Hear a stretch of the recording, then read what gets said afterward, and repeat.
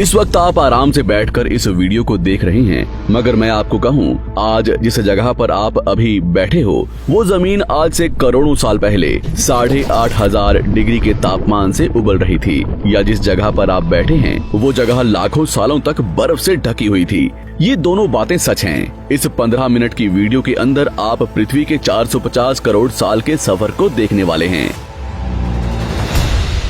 जिस जगह आज हमारा सौरमंडल है, वहाँ विभिन्न प्रकार की गैस और धूल के बादल हुआ करते थे।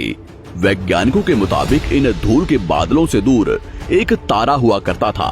वक्त के साथ साथ उस तारे की ऊर्जा कम होने लगी, जिसके कारण उसके अंदर एक विशाल विस्फोट हुआ। विस्फोट की वजह से अंतरिक्ष की ये धूल एक दूसरे से दबने लगी। इस दौरान बादलों में स्थित धूल के कण दबाव और गर्मी के कारण बड़े उल्कापिंड और पत्थरों में परिवर्तित हो चुके थे, और इसी दबाव की वजह से इन बादलों में स्थित रेडियो एक्टिव पदार्थ ने ग्रेविटी का निर्माण किया। इस ग्रेविटी के कारण बीच में हाइड्रोजन और हीलियम इकट्ठा होने लगे। बीच के इस भयंकर दबाव के कारण एक विशाल विस्फोट हुआ, और इसी विस्फोट के कारण हमारे सूरज का जन्म हुआ। अंतरिक्ष में फैले एस्ट्रॉयड यानी क्षुद्र ग्रहों में भारी वजन की वजह से सूरज के करीब आकर सूरज की परिक्रमा करने लगे। धीरे धीरे इन्हीं एस्ट्रॉयड में भारी टकराव हुआ, जिसके फलस्वरूप मरकरी, विनस, अर्थ और मार्स जैसे ग्रहों का निर्माण हुआ।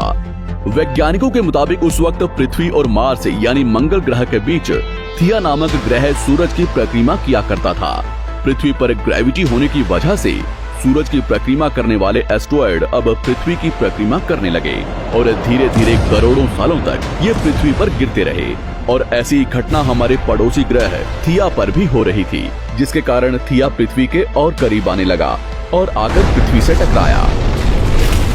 इस भयंकर टकराव की वजह से पृथ्वी के हिस्से कणों के रूप में अंतरिक्ष में फैल गए और एक रिंग्स की तरह पृथ्वी की परिक्रमा करने लगे। इन्हीं परिक्रमा करते हुए कणों में टकराव होने लगा, जिसके कारण हमारे चांद का निर्माण हुआ।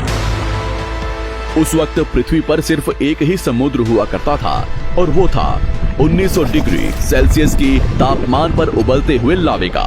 उबल रही थी वो सारी चीजें जिसे आज आप अलग अलग नाम से जानते हैं। वक्त के साथ साथ पृथ्वी धीरे धीरे ठंडी हो रही थी, जिसके कारण पृथ्वी के भारी तत्व जैसे धातु और रेडियो एक्टिव पदार्थ पृथ्वी के केंद्र में जाकर इकट्ठा हो गए, और हल्के पदार्थ पृथ्वी की सतह पर आ गए। लाखों सालों तक पृथ्वी पर उल्कापिंडों की बरसात हुई, और इन गिरते हुए उल्कापिंडों में जमा था नमक, मिनरल्स और पानी। करोड़ों सालों तक इन उल्कापिंडों की बरसात होती रही, और धीरे धीरे पृथ्वी की ऊपरी सतह पानी से ढकने लगी।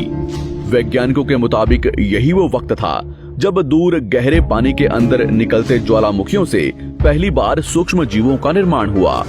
लाखों सालों बाद एक वक्त ऐसा आया जब पृथ्वी की पूरी सतह पानी से ढक चुकी थी। हमारी पृथ्वी के सबसे अंदर का कोर रेडियो एक्टिव पदार्थ से बने होने की वजह से हरदम गर्म होता रहता है, लेकिन जब भी पृथ्वी की ऊपरी जमीन ठंडी हो जाती है, तब पृथ्वी के अंदर की गर्मी बाहर नहीं निकल पाती, जिसके कारण ज्वालामुखियों का निर्माण होता है। और उस वक्त कुछ ऐसा ही हुआ। पानी से ढकी हुई पृथ्वी पर हजारों की तादाद में ज्वालामुखी निकलने लगे, और आने वाले लाखों सालों तक इन ज्वालामुखियों का निकलना जारी रहा, जिससे पानी के ऊपर जमीन का निर्माण हो रहा था। इस वक्त भी पृथ्वी पर वातावरण न होने की वजह से अंतरिक्ष से उल्कापिंडों की बरसात हो रही थी। आज से लगभग 300 करोड़ साल पहले पृथ्वी पर ऐसा वक्त आया जब पृथ्वी का वातावरण लगभग स्थिर होने लगा था। ज्वालामुखी निकलने धीरे हो गए थे, और पृथ्वी का एक दिन 12 घंटे का हुआ करता था। साल बीतते गए, और धीरे धीरे ये सूक्ष्म जीव विकसित होते गए और समूह में रहने लगे।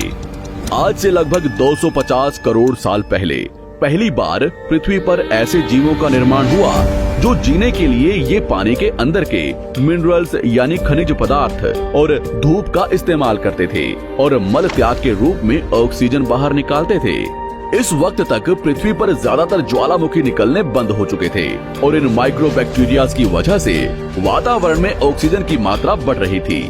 वातावरण में ऑक्सीजन बढ़ने की वजह से पृथ्वी का वायुमंडल बनना शुरू हुआ, और आने वाले हजारों सालों तक वातावरण में ऑक्सीजन की मात्रा बढ़ती रही।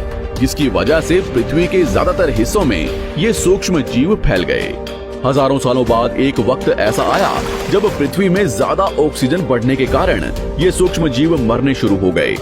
उस वक्त तक पृथ्वी का वातावरण ठंडा होने के साथ साथ ऑक्सीजन से भी भर चुका था, जिसके कारण जमीन और वातावरण में स्थित आयरन यानी लोहे के मिनरल्स पानी में स्थित ऑक्सीजन से रिएक्ट होने लगे। और एक वक्त ऐसा आया जब पृथ्वी की जमीन आज के मार्स के जैसे लाल हो चुकी थी। वक्त बीतने के साथ साथ धरती की टेक्टोनिक प्लेट्स में दरार होने लगी, जिसके कारण पृथ्वी के अंदर का लावा जमीन की तरह कई लाखों सालों तक खुला उबलता रहा। और यही वो कारण था जिसके कारण पृथ्वी के वातावरण में कार्बन डाइऑक्साइड की मात्रा बहुत बढ़ गई और पृथ्वी पर एसिड की वर्षा शुरू हो गई। एसिड रेन की वजह से पृथ्वी का तापमान घटने लगा और तापमान इतना घटा कि पृथ्वी के ऊपर स्थित पानी बर्फ में परिवर्तित होने लगा। पृथ्वी पर पहली बार भयंकर आइस एज आया। इस वक्त पूरी पृथ्वी सफेद बर्फ से ढक चुकी थी। आमतौर पर जब धरती पर सूरज की किरणें गिरती हैं, तब जमीन उन किरणों को सोख लेती है, मगर क्योंकि पूरी पृथ्वी बर्फ से ढक चुकी थी और क्योंकि बर्फ सफेद और चमकीली होती है, जिसके कारण सूरज की किरणें धरती पर गिरने के बाद वापस चली जाती थी।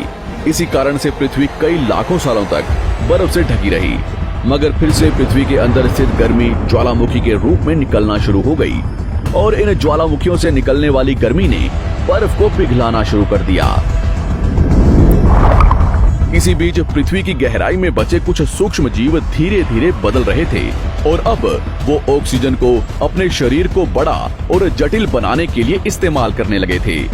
इस बीच पानी में अलग से भी छोटे समुद्री पौधे निकलने शुरू हो चुके थे। बाहर जैसे जैसे ज्वालामुखी निकल रहे थे, वैसे वैसे वातावरण कार्बन डाइऑक्साइड की वजह से गर्म हो रहा था।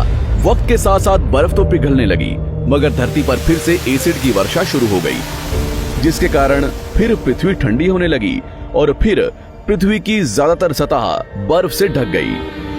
ऐसा बार बार कई हजारों सालों तक होता रहा और इसी कारण से अब समुद्री जीव धीरे धीरे वातावरण के हिसाब से विकसित हो रहे थे।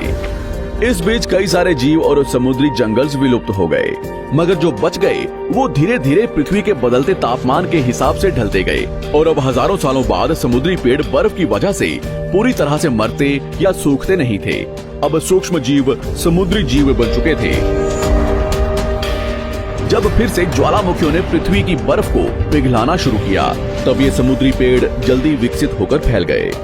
धीरे धीरे वातावरण में ऑक्सीजन की मात्रा बढ़ने लगी और पृथ्वी पर होने वाली एसिड की वर्षा कम होने लगी। वातावरण में ऑक्सीजन आने की वजह से पृथ्वी की ओजोन लेयर्स मोटी होने लगी और आज से लगभग 47 करोड़ साल पहले पृथ्वी की ऊपरी सतह पर पहली बार मोसोस नामक प्लांट उगना शुरू हुआ। वक्त के साथ साथ जमीन पर अलग अलग प्रकार के पौधे और पेड़ उगना शुरू हुए। एक वक्त ऐसा आया जब जमीन के पेड़ों की लंबाई लगभग 80 से 100 फीट जितनी या आज के 5 से 6 मंजिला बिल्डिंग जितनी ऊंची हो चुकी थी। ये वो वक्त था जब समुद्री जानवर समुद्र से बाहर निकल रहे थे और जमीनी जानवरों में परिवर्तित हो रहे थे। धरती की ज्यादातर जमीन एक जगह इकट्ठी हो चुकी थी, जिसे आज हम पैंजिया महाद्वीप के नाम से जानते हैं।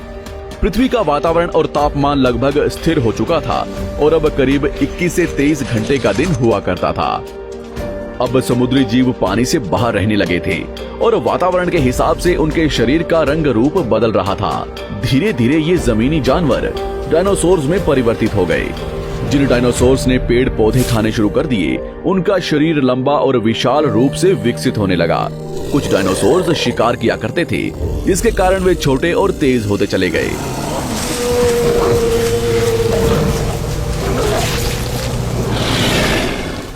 पृथ्वी की ऊपरी जमीन एक जगह इकट्ठी होने के कारण ज्यादातर जमीन रेगिस्तान और बंजर हो चुकी थी। ज्यादातर जंगल समुद्र के करीब हुआ करते थे, जिसमें डायनासोर्स रहा करते थे। आज से लगभग 20 करोड़ साल पहले पैंजिया महाद्वीप टूटना शुरू हो गया। पैंजिया के विभाजित होने की वजह से पृथ्वी की ज्यादातर ऊपरी जमीन पानी के संपर्क में आने लगी, जिसके फलस्वरूप पृथ्वी पर हरियाली बढ़ती गई, जिस वजह से डायनासोर्स और ज्यादा विभिन्न और विशाल होते चले गए। डायनासोर्स ने आने वाले लगभग 20 से 30 करोड़ सालों तक पृथ्वी पर राज किया। उस वक्त डायनासोर्स समुद्र से लेकर जमीन और आसमान तक पूरी पृथ्वी पर राज किया करते थे।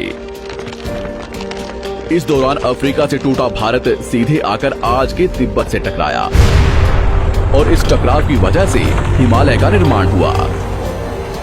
आज से लगभग 6.5 करोड़ साल पहले पृथ्वी की तरफ आज के माउंट एवरेस्ट से भी बड़ा लगभग 4.5 लाख करोड़ किलो जितना वजनिया उल्कापिंड लगभग 80,000 किलोमीटर प्रति घंटे की स्पीड से पृथ्वी की तरफ आ रहा था। पृथ्वी की सतह को छूते ही उसमें भयंकर आग लगी और वो जलते हुए सीधा पृथ्वी से टकराया। इस टकराव से निकलने वाली ऊर्जा आज के 10 करोड़ परमाणु बम एक साथ फटने के बराबर थी। जहां ये उल्कापिंड गिरा वहां के जानवर और पेड़ तुरंत भाप बनकर जल गए। गिरते ही पृथ्वी पर पूरी तरह धूल फैलने लगी।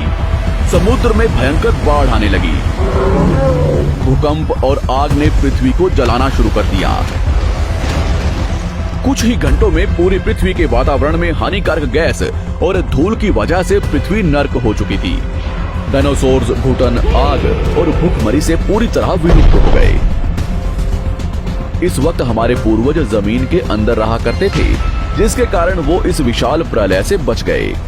पृथ्वी का वातावरण पूरी तरह से काला और अंधेरा हो चुका था, जिससे धूप भी जमीन तक नहीं पहुंच पा रही थी। पृथ्वी के पेड़ और ज्यादातर जानवर विलुप्त हो गए। वातावरण में धूल और हानिकारक गैस के कारण पृथ्वी पर फिर से एसिड की वर्षा शुरू हो गई और फिर पृथ्वी ठंडी होकर बर्फ से ढक गई। लेकिन इस बार पृथ्वी की बर्फ लाखों सालों तक नहीं जमी रही और 80 से 90 हजार साल बाद ये बर्फ पिघलनी शुरू हो गई। जैसे ही धरती पर वातावरण फिर से पहले जैसा होने लगा, वैसे ही ये छोटे जीव जमीन से बाहर आना शुरू हो गए। उस वक्त पृथ्वी की बर्फ पिघलनी शुरू ही हुई थी, जिसके कारण अफ्रीका में घने ठंडे जंगल हुआ करते थे और इसी बीच ये जमीनी जीव बंदरों में परिवर्तित हुए। मगर जैसे जैसे पृथ्वी गर्म होने लगी, वैसे वैसे अफ्रीका के ये जंगल सूखने लगे। जंगल की चीजें खाने वाले बंदरों को खाने की कमी होने लगी। खाने की तलाश में इन बंदरों ने अपने पैरों पर चलना शुरू कर दिया, जिससे उन्हें दूसरे जानवरों के शिकार करने में मदद मिलती थी। धीरे धीरे बंदर एप्स यानी वानर में परिवर्तित हुए। खाने की तलाश में ये एप्स पृथ्वी के दूसरे हिस्सों में फैलने लगे और धीरे धीरे उनके शरीर का रंग रूप वहाँ के मौसम के हिसाब से बदलता गया। वक्त के साथ साथ हम आदिवासी बने। हमने हथियारों से लेकर आग का आविष्कार किया। हम धीरे धीरे इंसान के रूप में विकसित हुए। हमने धर्म से लेकर परिवार, भाषा और संस्कृति का निर्माण किया और वक्त के साथ साथ हम विकसित होते चले गए और आज हम इस पृथ्वी की सबसे विकसित प्रजाति बन चुके हैं। पृथ्वी को आज के जैसे बनने में लगभग 450 करोड़ साल का वक्त लगा है और हमें एक छोटे जमीन में रहने वाले जानवर से इंसान बनने में कई लाखों सालों का। मगर हमने इन 100 सालों में जितना पृथ्वी को गंदा और तबाह किया है, उतना आज तक किसी भी प्रजाति ने नहीं किया होगा। हम फिर से धरती को गर्म कर रहे हैं और कार्बन डाइऑक्साइड की मात्रा बढ़ा रहे हैं। वैज्ञानिकों का मानना है कि पृथ्वी पर फिर से विशाल परिवर्तन होने वाला है। भविष्य में पृथ्वी कैसी होगी, जानेंगे हमारी अगली वीडियो में।